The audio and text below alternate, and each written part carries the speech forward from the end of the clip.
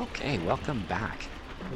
So this week, after an extremely hot week, high humidity, felt like 40 degrees, me and two of my friends went down to Northumberland Forest, to a place called Beagle Club, to do the trails down there. And I think I found my happy spot for mountain biking. Turns out I'm not a black diamond kind of guy yet. I'm a blue trail kind of guy. So these were very rideable. The dirt's amazing. Most of the trails are gradual long hills and gradual long downhills. The occasional little punchy up or roller down.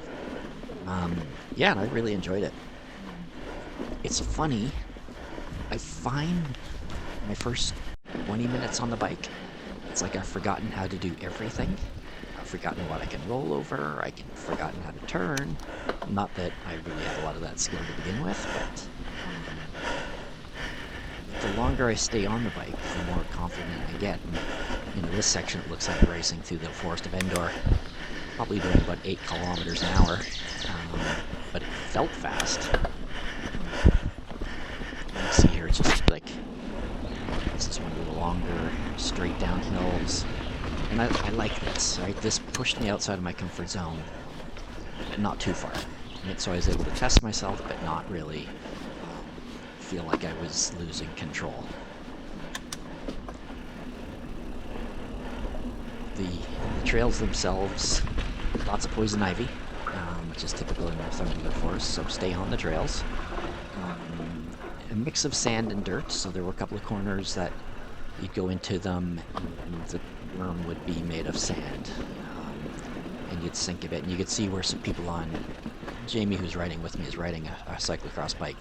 Okay, right-hand turns, my nemesis. That's me just going around a right-hand turn slowly. I'm still working on that, but I'm getting better. I really feel like I am.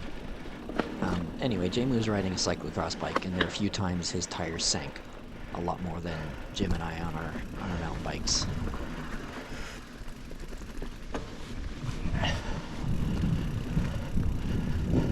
We started our ride at about 9 a.m. and the parking lot was empty.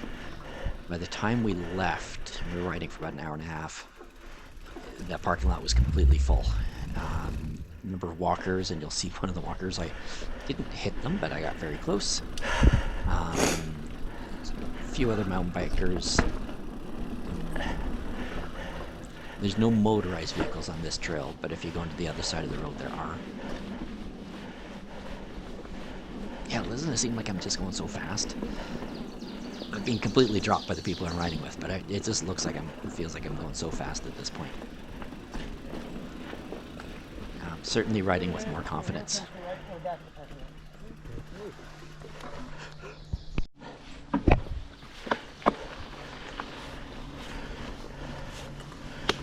So we did the red trail, and then the orange trail, and then the blue trail.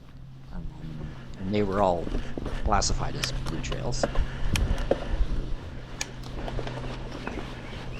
The red trail was probably the most fun, which we did twice. Didn't we just go down all the hills? Here's me complaining about the hills, because you're always going up or going down at this place, but nothing too steep. And I do actually really like going uphill.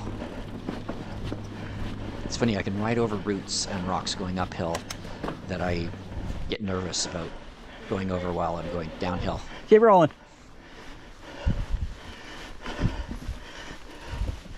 This coming up is probably the most technical part of the ride, which was just a little rooty, rocky climb.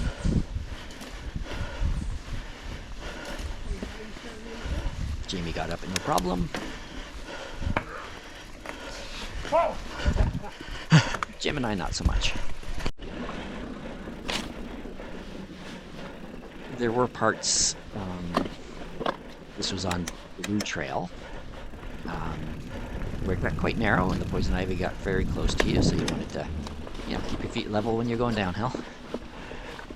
You can see I'm already starting to go over more roots, more rocks, gaining that a little bit more confidence after I've been out there longer. But I do recommend, if you're like me and in your early 50s and trying to pick up a new sport like mountain biking without breaking your collarbone, I really enjoyed these trails at the Northumberland forest. It's also just a beautiful morning, which is nice to be out with friends for something like that.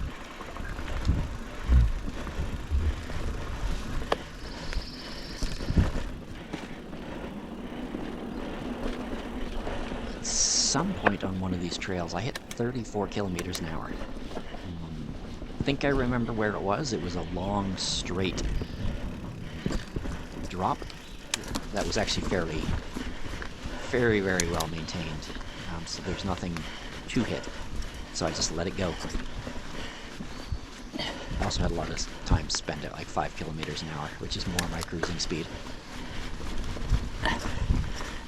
So these are the little climbs that I like. I'm able to make some time up on my friends. Well, on Jim, not Jamie. He's just way better than me. And then as soon as we get to the top, Jim flies away from me because he's a way better descender than I am.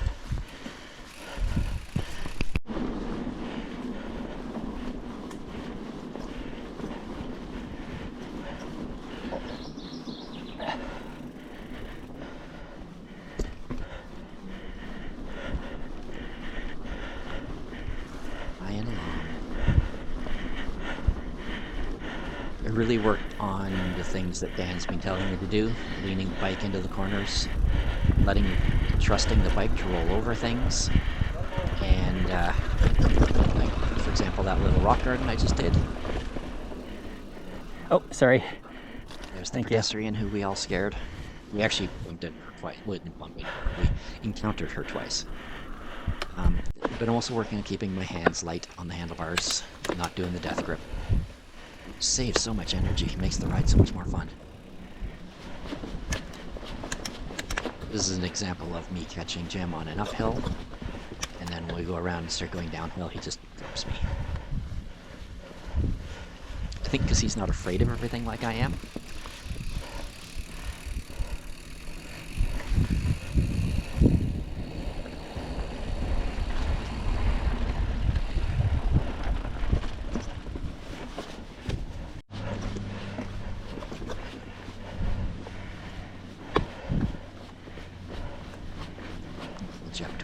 Edge up towards him, and as soon as we go downhill, he just disappears.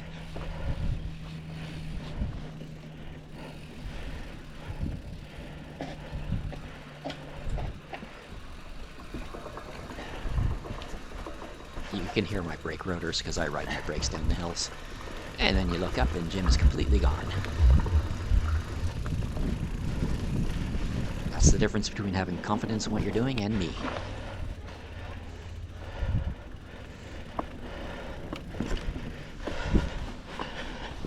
I've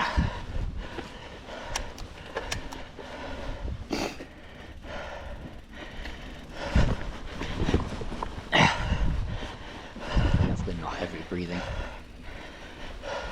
for fun.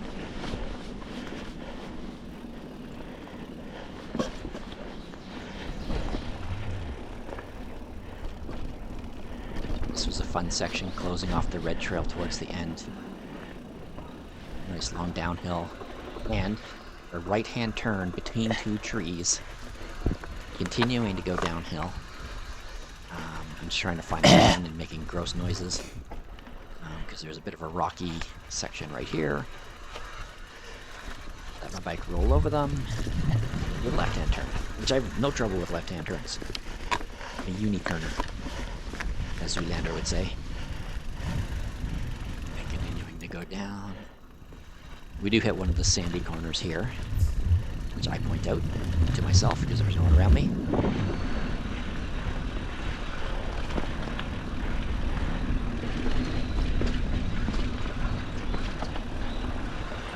Sand.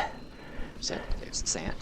And then I finish by exclaiming to my friends that I rode the whole thing, with the exception of the section where there was a tree down, but I didn't put my foot down for the entire red trail. So, way to go me. Rode that whole section. Nice. I did not do it on the